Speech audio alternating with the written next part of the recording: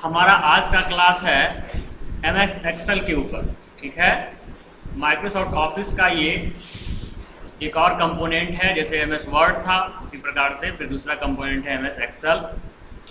कहता है Excel is also called as electronic spreadsheet, मतलब एक्सेल को दूसरे नाम इलेक्ट्रॉनिक स्प्रेडशीट से भी जाना जाता है। कभी कभी ऐसा होगा किसी सिलेबस में, किसी इंटरव्यू में तुमसे ये पूछा जाएगा कि स्प्रेडशीट के बारे में आपको जानकारी है या नहीं। ठीक है, या जो कुछ भी हम आज एक्सेल में पढ़ा रहे हैं उसी क्वेश्चन को वो क्या करेगा, स्प्रेडशीट के नाम पर पूछेगा। वो दोनों एक ही चीज है, दोनों में कोई असमानता नहीं है, उसी का अलग अलग नाम है। अब है कि इसका यूज क्या होता है, किस जगह पर हम एमएस एक्सेल का यूज करेंगे। तो इसका यूज मुख्य रूप से रिकॉर्ड मेंटेन करना, ठीक है, उसका अकाउंट्स का मैनेजमेंट करना, अकाउंटिंग देखना, कैलकुलेशंस करना उस रिकॉर्ड के ऊपर, ठीक है, फाइनेंशियल काम करना, डेटा एनालिसिस करना, ये सब ढंग का काम इस पर किया जाता है। यदि एमएस एक्सेल हमको स्टार्ट करना है तो उसके लिए हम स्टार्ट बटन पर जाते हैं, ऑल प्रोग्राम में जाते हैं या ऑल एप्स में जाते हैं और माइक्रोसॉफ्ट ऑफिस को सर्च करते हैं और उसके अंदर हम माइक्रोसॉफ्ट एक्सेल को खोजते हैं।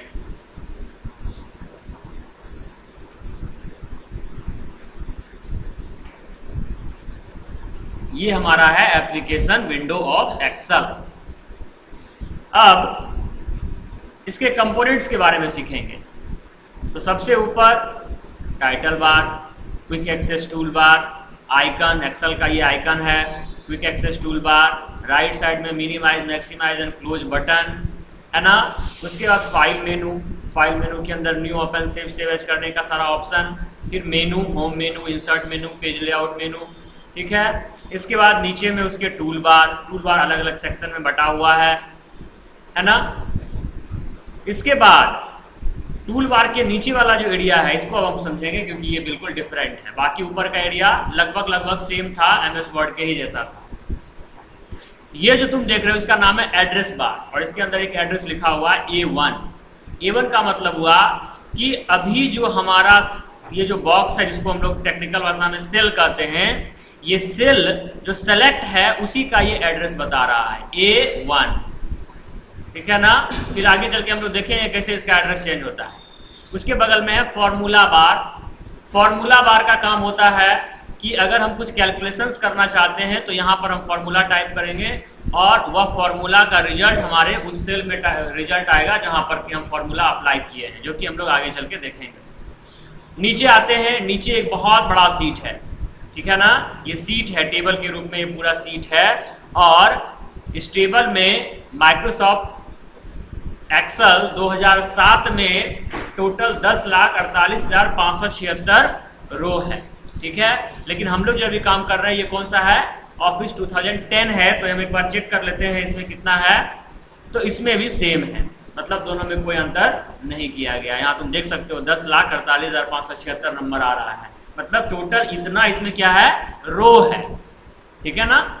अब कॉलम कितना है, तो 16,384 कॉलम 2007 में है और 2010 में भी उतना ही है ना। तो इस तरह से हम लोग ये दोनों चीज सीखे कि कितना लंबा बड़ा सीट है ये और कितना ज्यादा इसमें हम एंट्री कर सकते हैं एक सीट के अंदर, ठीक है ना। ये अभी एक सीट है ये खुला हुआ। इसी तरह से हम दूसरा सीट भी यहाँ से खोल सकते हैं, सीट 2, इसमें भी उतना ही कॉलम और रो है, सीट 3, और इसके अलावे हम सीट 4, सीट 5 भी यहाँ पर ऐड कर सकते हैं, ठीक है ना। एक्सेल में कंप्लीट एक फाइल को वर्कबुक कहा जाता है, वर्कबुक, और एक सीट को वर्कशीट कहा जाता है। ये वर्कशीट हुआ, ये भी वर्कशीट हुआ, है ना। एक वर्कशीट से दूसरे वर्कशीट में जाने के लिए हम लोग टैब पर क्लिक करते हैं और हमारा सीट चेंज होता है। अब चूंकि हम सीट 1, सीट 2, सीट 3 से नहीं समझ पाएंगे किस सीट में कैसा डाटा रखा हुआ है, तो उसके लिए हम क्या करते हैं, राइट क्लिक रीनेम करते हैं। इससे क्या होता है, सीट का नाम चेंज हम कर सकते हैं, ठीक है ना। जैसे हम इसके अंदर लिखेंगे स्टूडेंट डिटेल, तो हमको पता चल जाएगा, सीट को खोलने का जरूरत नहीं है, ऊपर से हम देख के समझ जाएंगे कि इसके अंदर कैसा डेटा रखा हुआ है। दूसरा हम रखेंगे मार्क्स डिटेल्स, तीसरा सीट का नाम हम रखेंगे पेमेंट डिटेल। तो इस तरह से हम लोग सीट का नाम चेंज कर सकते हैं। एक्स्ट्रा सीट अगर है, जरूरत नहीं है सीट का, तो हम उसको डिलीट भी कर सकते हैं। जिस सीट को हटाना है उसके ऊपर राइट क्लिक करेंगे और डिलीट ऑप्शन में जाकर हम डिलीट कर देंगे। यदि कोई सीट वैसा है जिसको कि हम प्रोटेक्ट करके रखना चाहते हैं, जनरल लोग उसको नहीं देखे, तो उसके लिए भी हमारे पास ऑप्शन है। हम उस सीट को क्या करेंगे, हाइड कर देंगे, राइट क्लिक हाइड। अब सीट 4 जो है वो डिलीट नहीं किया गया, वो हाइड कर दिया गया है। अनहाइड कैसे करोगे, किसी भी एक सीट के ऊपर राइट क्लिक करो, अनहाइड में जाओ और जो सीट तुम अनहाइड किए वो तुमको दिखाई पड़ेगा, तुम उसको अनहाइड करो। क्लियर है? ठीक है ना? तो इस तरह से हम लोग ये देखें कि ये जो सीट है, ये मल्टीपल सीट टैब, इसमें हम सीट को नया सीट कैसे बनाएंगे, कोई सीट अगर बेकार है उसको डिलीट कैसे करेंगे, कोई सीट अगर हम छिपाना चाहते हैं तो हाइड कैसे करेंगे, है ना? एक सीट से दूसरे सीट पर कैसे जाएंगे, नाम कैसे बदलेंगे, है ना? एक और चीज बच गया है, सीट को प्रोटेक्ट कैसे करेंगे।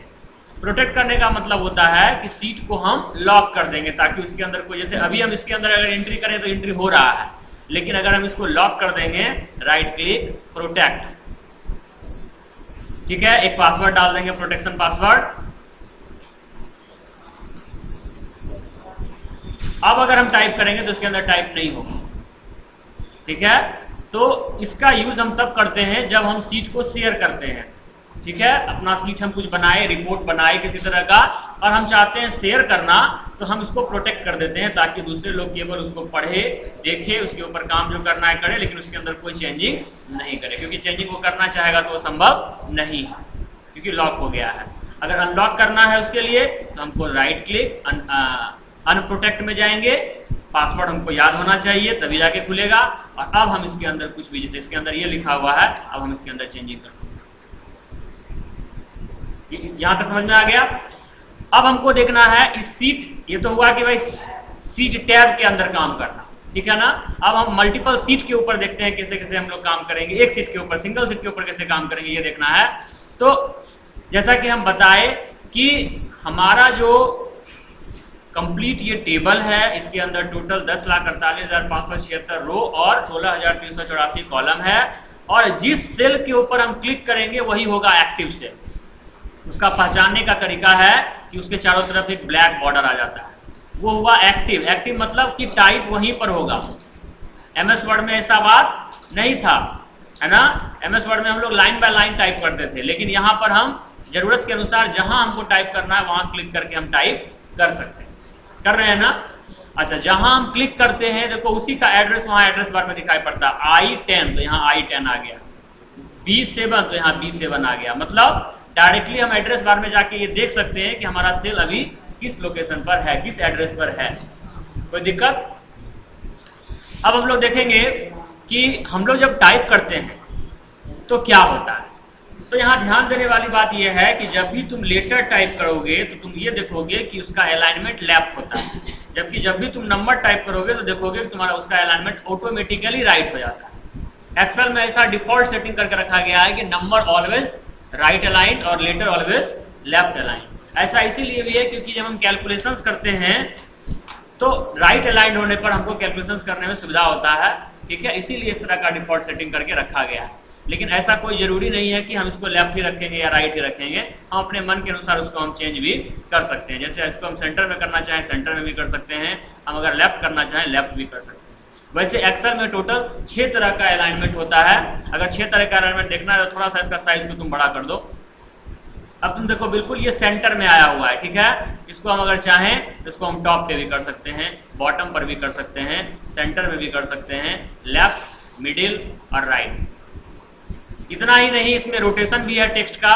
हम चाहें तो इसको वर्टिकल टेक्स्ट कर सकते हैं, हम चाहें तो इसको इसी क्लॉकवाइज में घुमा सकते हैं, है ना?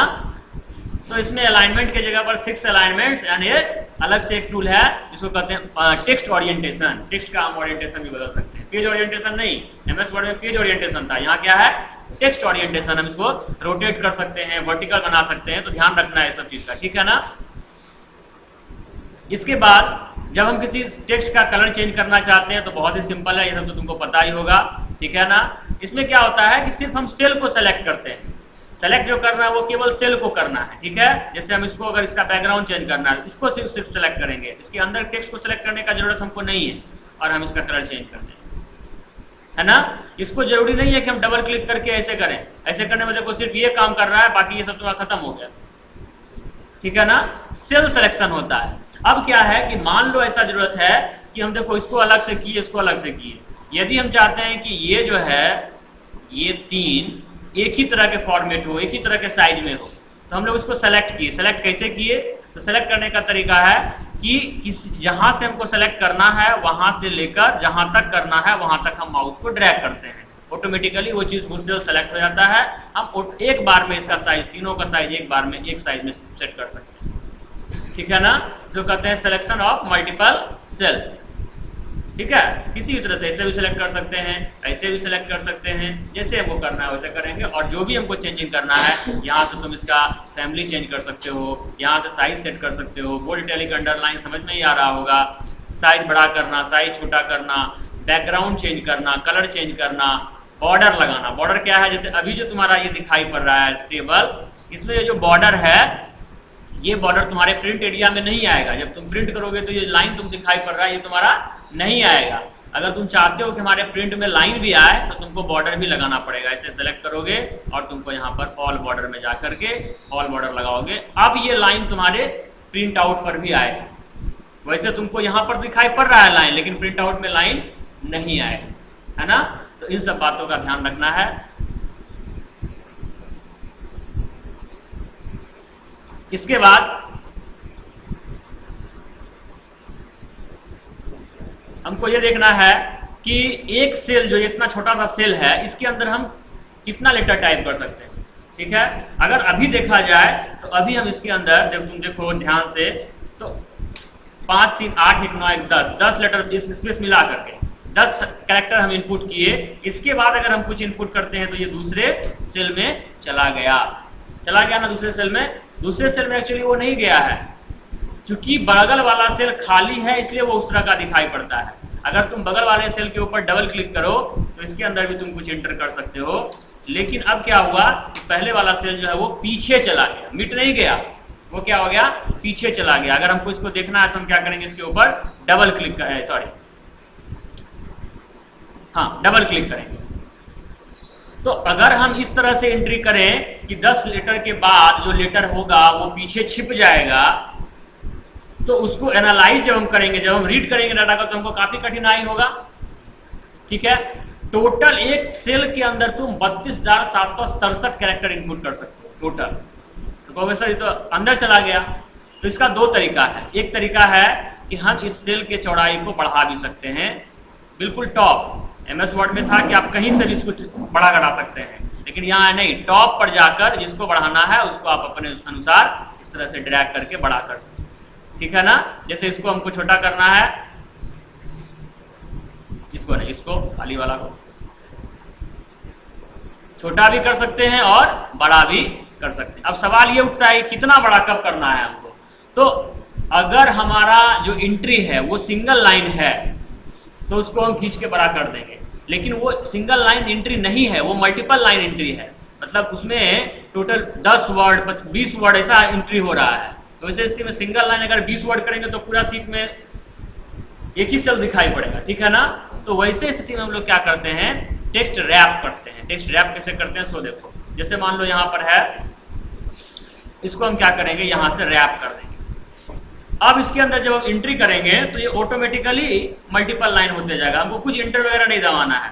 हम सीधा लिखेंगे IT गुरुकुल लोहिया नगर बेगूसराय। देखो 3 लाइन में हुआ, अपने आप लाइन चेंज हो गया। ये दूसरे बगल वाले सेल में गया, नहीं गया, ये अपने आप लाइन चेंज करते गया और लाइन बदलते चला गया, ठीक है ना। तो मल्टीपल लाइन एंट्री जब करना है तो क्या करते हैं हम लोग, टेक्स्ट रैप को सेलेक्ट करते हैं, ठीक है। अब एक है ऑप्शन कि जैसे हम लोग ये 3 को एक में मिलाना चाहते हैं। तो तुमको याद होगा टेबल कंसेप्ट हम लोग मर्ज कंसेप्ट पढ़े थे, ठीक है। यहाँ भी मर्ज है, यहाँ पर डायरेक्ट टूल के रूप में भी मर्ज हमको दिया हुआ है। इसको क्लिक करेंगे, जस्ट रैप के नीचे और राइट अलाइनमेंट के बगल में मर्ज टूल है, क्लिक करेंगे, ये तीनों मिल जाएगा। ये तीनों एक हो गया। दोनों के अंदर फर्क है, देखो ये जो है और ये जो है, दोनों में फर्क है। फर्क ये है कि देखो यहाँ GHI, यहाँ तीनों मिला के G6 दिखा रहा है, लेकिन ये क्या है, सिर्फ G8 है, ये H8 है, ये I8। तीनों में फर्क है, ये अलग अलग है और ये मर्ज किया हुआ है। बात समझ में आ रहा है? देखने में दोनों बड़ा लग रहा है, लेकिन दोनों में अलग अलग तरह का कंसेप्ट यूज हुआ है।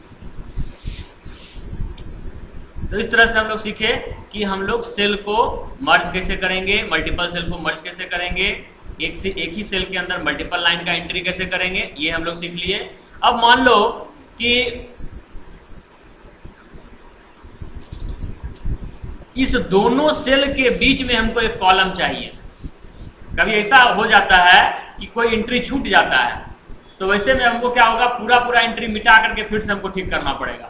लेकिन हमारे पास एक ऑप्शन है, जैसा कि हम लोग टेबल में भी पढ़े थे MS वर्ड में, कि हम बीच में इंसर्ट भी कर सकते हैं। ठीक है, तो हम लोग राइट वाले पर जाएंगे, इंसर्ट ऑप्शन में जाएंगे और इंसर्ट एक कॉलम पर क्लिक करेंगे, अपने आप एक दोनों के बीच में एक कॉलम बन जाएगा। उसी तरह से अगर हम चाहते हैं कि दो रो के बीच में हमें क्रिएट करें, तो जैसे इन दोनों के बीच में अगर हम चाहते हैं क्रिएट करना, तो हम नीचे वाले में क्लिक करके, ऊपर वाले में करेंगे तो ऊपर पे ऐड हो जाएगा, नीचे वाले में क्लिक करके हम रो को ऐड करेंगे तो उसके बीच में वो ऐड। बात समझ में आया? सेम इसी तरह से अगर हम किसी को डिलीट करना चाहते हैं, जैसे हमको इसको डिलीट करना है, तो हम डिलीट में जाएंगे, कॉलम में जाके डिलीट कर देंगे। जैसे हमको ये रो हटाना है, तो हम डिलीट में जाएंगे और रो को सिलेक्ट करेंगे, ये रो भी, ठीक है ना। तो इंसर्ट डिलीट करना सिखा दिए, ठीक है। इसके बाद क्या करना है,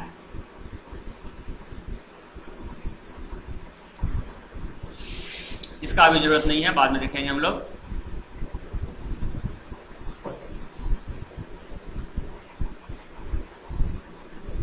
एक बार नोट पर हम लोग जाते हैं।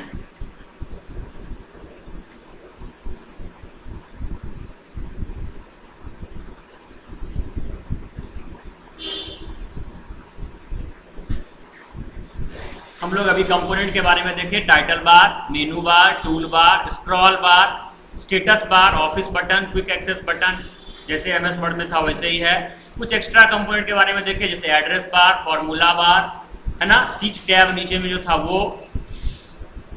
इसके बाद वर्कबुक किसको कहते हैं बता चुके हैं, फाइल को ही वर्कबुक कहा जाता है। वर्कशीट किसको कहते हैं, तो वर्कशीट बता दिए हैं।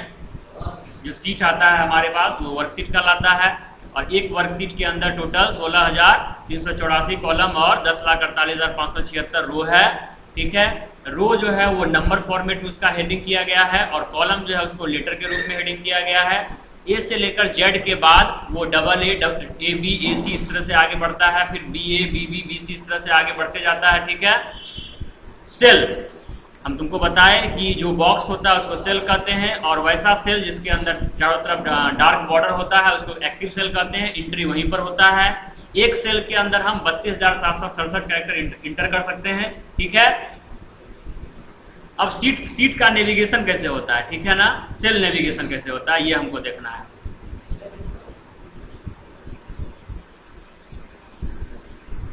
जैसे टेबल में हम लोग करते थे वही कंसेप्ट यहाँ है। सिंपली जैसे हम टेबल में आगे बढ़ने के लिए राइट एरो दबाते थे, नीचे आने के लिए लेफ्ट एरो दबाते थे, ऊपर जाने के लिए अप एरो दबाते थे, और लेफ्ट आने के लिए लेफ्ट एरो दबाते थे, ये तो हमको पता ही है।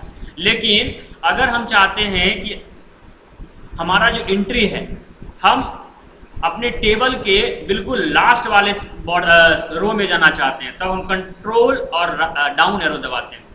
तो उससे क्या होता है कि जहां जहां पर एंट्री किया हुआ है वहीं वहीं पर जाएगा, और उसके बाद सीधे वो लास्ट में चला जाएगा।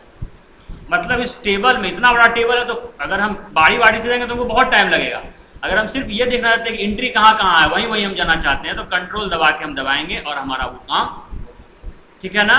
जैसे हम राइट में जाना चाहते हैं, मान लो कंट्रोल राइट, जहां पर एंट्री था वहां गए, फिर जहां एंट्री था वहां गए, और लास्ट में चले। बात समझ में आया? तो कंट्रोल दबा के हम ये काम कर सकते हैं।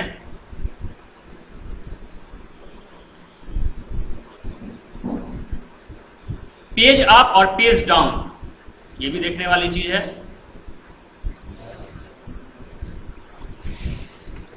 जैसे पता है तुमको कि सीट बहुत बड़ा है, तो अभी तुम्हारे एक पेज में जो तुमको भी दिखाई पड़ रहा है उसमें कहां तक आ रहा है, पेज रो नंबर 13 तक आ रहा है, ठीक है ना। अब हम रो नंबर 13 से आगे बढ़ना चाहते हैं, तो हम क्या करेंगे, पेज डाउन दबाएंगे, पेज डाउन की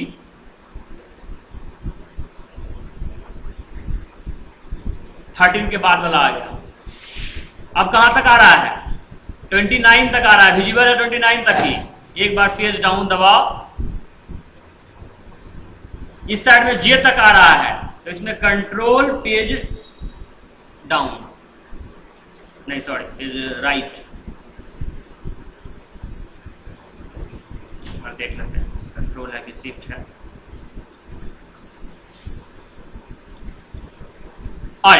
अल्ट के साथ दबाना होता है।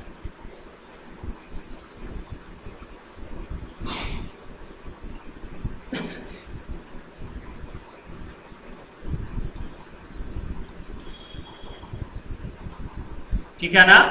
तो पेज अप और पेज डाउन से क्या होता है, स्क्रीन जो है चेंज करता है नीचे और ऊपर, लेकिन राइट साइड अगर स्क्रीन चेंज करना है तो क्या करेंगे, अल्ट पेज डाउन दबाएंगे।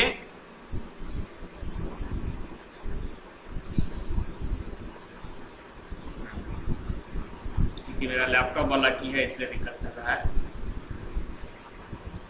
आ गया जे, अब यू तक है तो यू के बाद वाला है, ठीक है, हो रहा है। और अप में जाएंगे तो ये पीछे जाएंगे। तो बहुत बड़ा चूंकि सीट है, इसीलिए इस तरह का शॉर्टकट की हमको अगर याद रहता है तो हम आसानी से सीट में नेविगेट कर सकते हैं, जहां हमको जाना है तेजी से वहां जा सकते हैं और काम कर सकते हैं। जैसे ये सीट तुम पूरा पढ़ लिया, अब अगला स्क्रीन तुमको पढ़ना है, तो तुम राइट एरो जो इतना बार दबाओगे, कितना बार दबाना पड़ेगा देखो।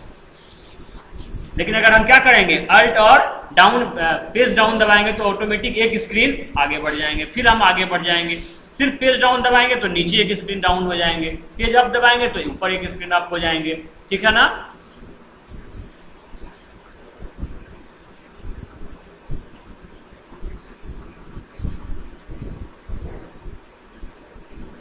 ये इंपॉर्टेंट इतना ही है। अच्छा, इंटरिंग इंफॉर्मेशन, तो जैसा कि हम बताए कि एक्टिव सेल में एंट्री होता है, लेकिन अगर हम किसी सेल में एंट्री कर चुके हैं और उस सेल में हमको कुछ चेंजिंग लाना है, जैसे हम यहाँ पर ये एंट्री कर चुके हैं और अब इसके अंदर हम कुछ चेंज करना चाहते हैं, कुछ ऐड करना चाहते हैं, कुछ हटाना चाहते हैं, अगर हम डायरेक्ट टाइप करने लगेंगे तो क्या होगा, जो टाइप किया हुआ था वो मिट जाएगा। हमको डायरेक्ट टाइप नहीं करना होता है, क्या करना है, तो हमको F2 दबाना होता है, F2। अब वो एडिट मोड में खुल जाएगा। अब हम उसके अंदर कुछ भी जोड़ सकते हैं और कुछ भी मिटा सकते हैं। या दूसरा एक ऑप्शन है कि हम इसके ऊपर डबल क्लिक करेंगे, सिंगल क्लिक से सेलेक्ट होगा और डबल क्लिक से एडिट होगा, ठीक है। इसके बाद जो कंसेप्ट है सर वो हम डिस्कस कर चुके हैं पहले ही,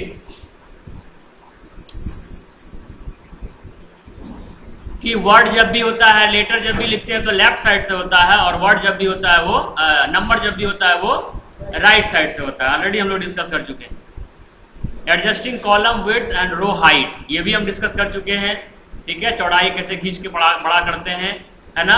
रैप कैसे करते हैं ये भी डिस्कस कर चुके हैं, है ना। मर्ज कैसे करते हैं ये भी डिस्कस कर चुके हैं। अब एक कंसेप्ट है, बहुत इंपॉर्टेंट कंसेप्ट है ये, कि हमारे एक्सेल सीट पर माउस का शेप अलग अलग चेंज होगा। जैसे अभी जो है देखो माउस का शेप कैसा है, इसको कहते हैं थिक प्लस, मोटा प्लस, ठीक है ना।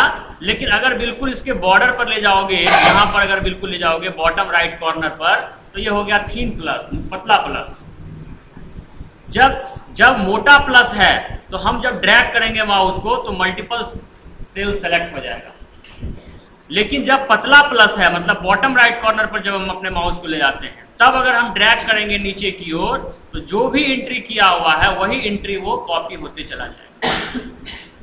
इतना ही नहीं, इसमें एक और कंसेप्ट है कि अगर हम संडे लिखे हुए हैं, अब हमको संडे मंडे का सीरीज बनाना है, तो सीरीज कंसेप्ट एक है, इसको हम सेलेक्ट इस तरह से ड्रैग कर देंगे और यहाँ पर हम देखो ऑटो फिल, जो फिल सीरीज जो कंसेप्ट है, इससे हमारा ये संडे मंडे ट्यूजडे आ गया है। देखो फिल सीरीज ऐसे लिए, अगर हम चाहते हैं ना इस सारे फील्ड में संडे ही हो तो हम इसको कॉपी सेल करेंगे, हम चाहते हैं संडे मंडे हो तो हम क्लिक करके फिल सीरीज कर देंगे। नंबर का भी सीरीज बना सकते हैं, 1 2, इसका भी हम सीरीज बना सकते हैं, ठीक है। इस तरह से इसको हम ड्रैग करेंगे, 1 1 1 आ गया, क्लिक करके फिल कर देंगे, ये 1 2। मंथ का बना सकते हैं, जिसका इसका सीरीज हो सकता है, उसका सीरीज ऑटोमेटिकली हम बना देंगे, उसके लिए हमको टाइप करने का जरूरत नहीं। आ रहा है समझ में? इसको कहते हैं auto fill concept, fill series concept. क्या कंसेप्ट कहते हैं? Fill series concept. इसको बिल्कुल याद रखना है और इसको यूज भी करना है। तो यहां पर हम तुमको सिखाए कि मल्टीपल सेल को सेलेक्ट कैसे करते हैं, फिल सीरीज का कंसेप्ट कैसे यूज करते हैं। अब एक कंसेप्ट और है,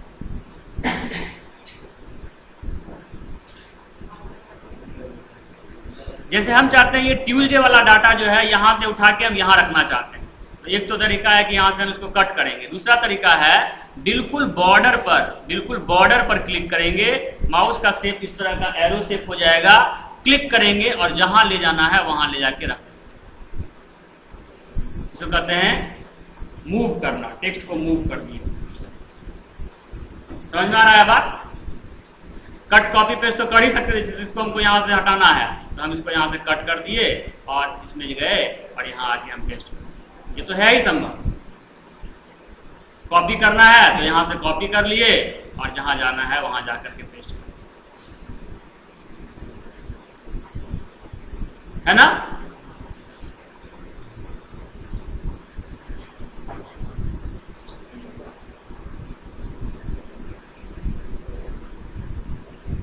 सेल इंसर्ट करना, डिलीट करना, फॉर्मेट हम लोग बाद में देख लेंगे। स्टाइल कंसेप्ट जो है वो भी हम लोग बाद में ही देखेंगे। वैसे तुम्हारे असाइनमेंट में स्टाइल कंसेप्ट का यूज किया गया है, ठीक है। उसके बाद है number, choose format of values displayed in a cell format, ठीक है। अलाइनमेंट हम लोग पूरा देख लिए हैं, फॉन्ट के अंदर सब कुछ देख लिए हैं, शॉर्ट फिल्टर हम लोग बाद में देखेंगे। अब हम लोग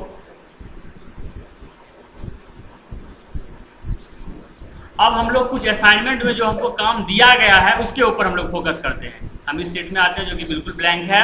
अब असाइनमेंट किस तरह से बनाया गया है इसके ऊपर हम लोग डिस्कस करते हैं। तो असाइनमेंट में सबसे पहला रो में मर्ज किया गया है ए से लेकर आई तक से, ठीक है ना। तो इसको सेलेक्ट कर लिए और मर्ज पर क्लिक किए, इससे ये मर्ज हो गया, ये मर्ज हो गया। इसके बाद हम लोग इसमें लिखे हैं इसका टाइटल, इस सीट का टाइटल, स्टूडेंट मैनेजमेंट सीट। अब इस टाइटल चूंकि है तो इसमें टाइटल स्टाइल सेलेक्ट करना है हमको, तो हम स्टाइल में जाएंगे और यहां से हम लोग टाइटल स्टाइल लेंगे। इसके बाद पहले वाले कॉलम में लिखा हुआ है रजिस्ट्रेशन नंबर।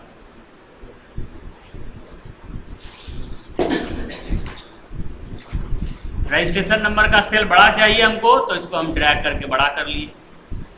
नेम, थोड़ा सा नेम भी बड़ा करना पड़ेगा, तो नेम को भी सिलेक्ट करके थोड़ा सा बड़ा कर देंगे। फादर्स नेम,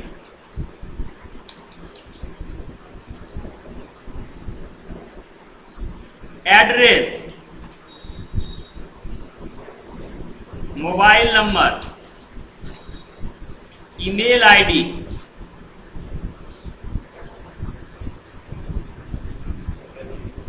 कैटेगरी,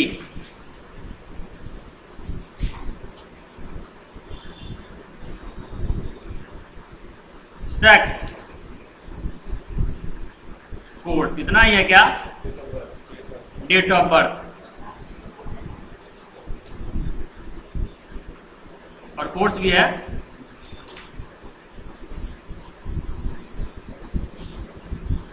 अब चूंकि ये वाला रो हेडिंग है, हेडिंग लिखा गया है इसके अंदर, इसीलिए हम सारे रो को सेलेक्ट करेंगे, सारे कॉलम को, और स्टाइल में जाकर हेडिंग स्टाइल चूज करेंगे। हेडिंग,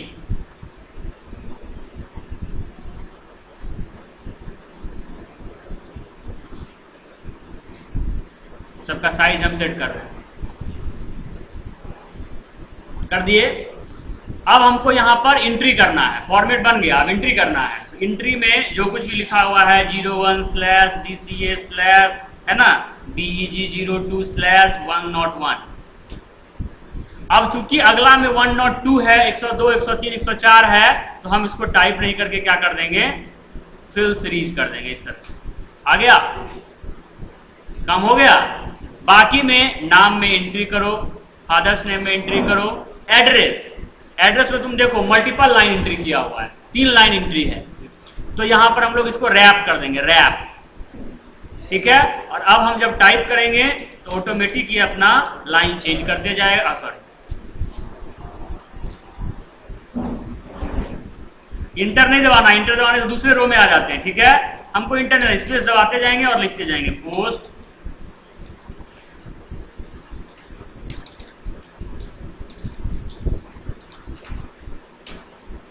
आया सब मल्टीपल लाइन में, ना ही बगल वाले में गया है ना ही स्पिल ओवर हुआ, पीछे नहीं गया, ठीक है।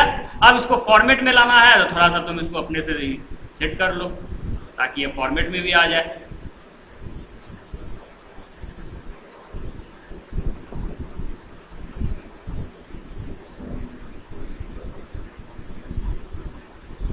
आ गया फॉर्मेट में। फिर मोबाइल नंबर में एंट्री करना है तुमको, जो भी नंबर है एंट्री कर दो, ईमेल आईडी एंट्री करना है, जो भी ईमेल आईडी एंट्री कर दो, कैटेगरी एंट्री कर दो, सेक्स एंट्री कर दो, course, date of birth, date of birth में जो भी डेट ऑफ बर्थ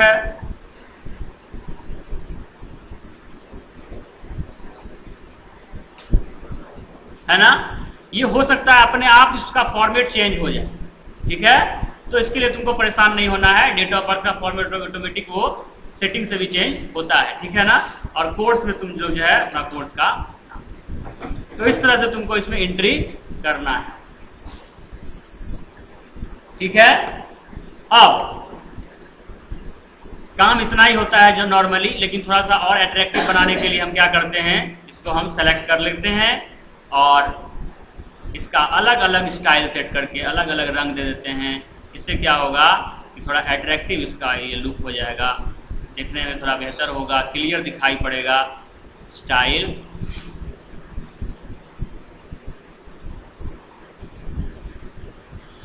अच्छा हेडिंग को नहीं लेना है, हेडिंग को लोगे तो हेडिंग का फॉर्मेट चेंज हो जाएगा, है ना।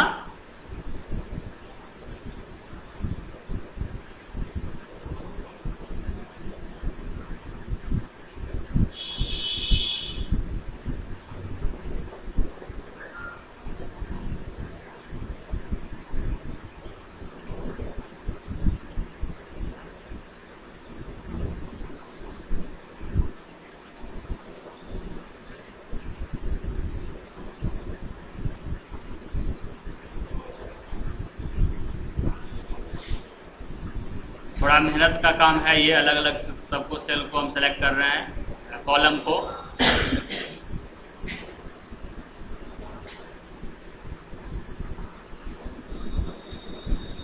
नॉर्मली इस तरह का नहीं बनाता है लोग सीट, लेकिन इसको इससे कर देने से क्या होता है, थोड़ा ज्यादा अट्रैक्टिव हो जाता है सीट हमारा।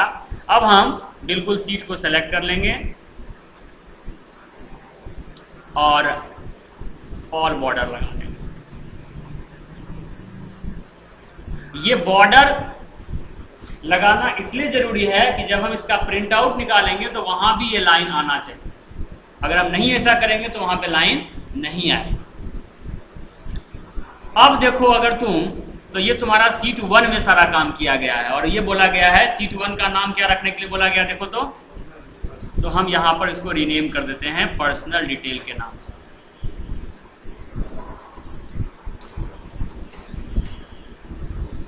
दूसरा सीट का नाम क्या बोला गया है, ऑलरेडी रखा हुआ है नाम, ठीक है ना। तो मार्क्स डिटेल के अंदर देखो क्या है, पहला कॉलम में रजिस्ट्रेशन नंबर है, दूसरा कॉलम में नेम है और तीसरा कॉलम में कोर्स है। तो तुम यहां से इसको एंट्री, चूंकि सेम डाटा है, डाटा चेंज नहीं हुआ है, तो एंट्री करने से अच्छा है इसको हम सेलेक्ट करके कॉपी कर लेंगे यहां से और अपने दूसरे सीट में जाकर हम इसको क्या करेंगे, पेस्ट करेंगे। क्योंकि सेम डाटा है तो हम क्यों एंट्री करेंगे, ठीक है। ऊपर वाले में हमको चूंकि मर्ज करना है तो मर्ज कर देंगे और मर्ज करके हम लोग यहां पर लिख देंगे मार्क्स डिटेल।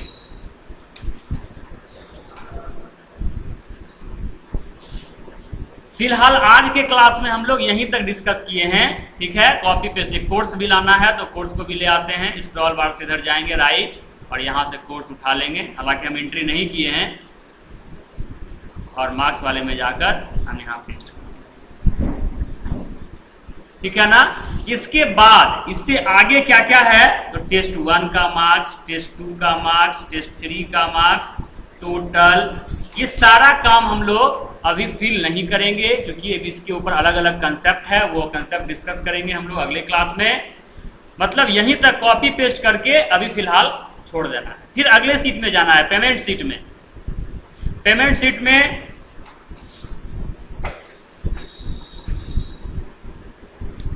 फालतू जो एंट्री किया हुआ है उसको हम डिलीट कर देते हैं, और सेम काम है यहां पर भी। क्या क्या है, तो पेमेंट सीट में 4 चीज है, रजिस्ट्रेशन नंबर, नेम और कैटेगरी और कोर्स, है ना। ये 4 चीज वही डाटा है जो हमारे सीट 1 में पहले से ही है, तो हम सिर्फ कॉपी पेस्ट करेंगे, हमको टाइप करने का जरूरत नहीं है। ये हम एक बार तो बता दिए, ये तुमको अपने वर्क में खुद से सोचना है कि क्या ऐसा डाटा है जिसको हम बार बार टाइप नहीं करेंगे, हम उसका यूज कॉपी पेस्ट करके कर सकते हैं। ये कॉमन सेंस की चीज है, ये बताने की चीज नहीं है, लेकिन एक बार हम करवा देते हैं ताकि तुमको ये दिमाग में आ जाए कि ऐसा नहीं है कि एक ही सीट में कॉपी पेस्ट होगा, है ना। हम मल्टीपल दूसरे सीट पर भी कॉपी पेस्ट कर सकते हैं, किसी दूसरे सीट के डाटा को दूसरे जगह भी हम ले जा सकते हैं, ये भी इस काम संभव है।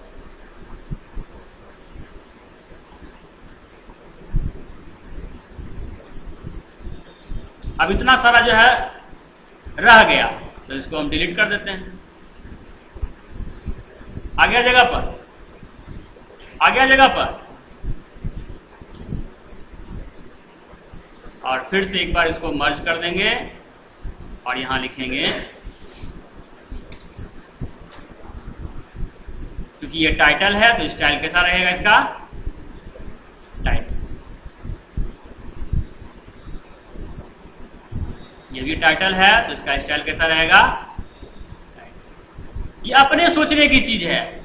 हम नहीं भी करेंगे तब भी कोई बात नहीं है, इससे कोई फर्क नहीं पड़ेगा, लेकिन चूंकि हमारे पास है टूल तो उसका कब यूज करेंगे, उसका जब टाइटल लिखेंगे तभी तो यूज करेंगे, जब हेडिंग देंगे तभी तो उसका यूज करेंगे। अगर वहां नहीं करेंगे तो कब करेंगे, और करने से हमारा लुक बेहतर हो जाता है, दिखने में वो अच्छा लगने लगता है ना। तो इसलिए इसका यूज करना है। नेक्स्ट क्लास में हम लोग अब आगे डिस्कस करेंगे कि इसमें कैसे एंट्री करना है और आगे का क्या कंसेप्ट है, जिसको कि हम लोग आगे चल के डिस्कस करेंगे। ठीक है, थैंक यू।